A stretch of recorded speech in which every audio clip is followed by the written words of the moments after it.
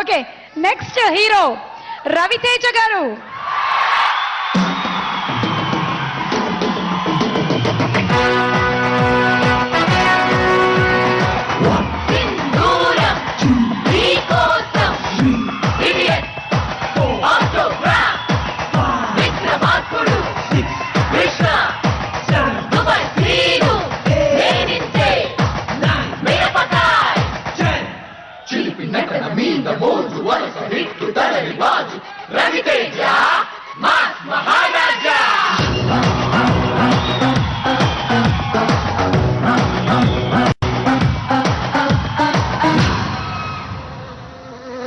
ఈయన దగ్గర గ్యారంటీగా ఏమైనా కొత్త ప్లాన్లు ఉండుంటాయి.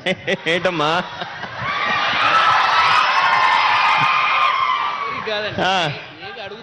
ఏ నచ్చలేదు అడిగి ఏడ్చాడు కదవా?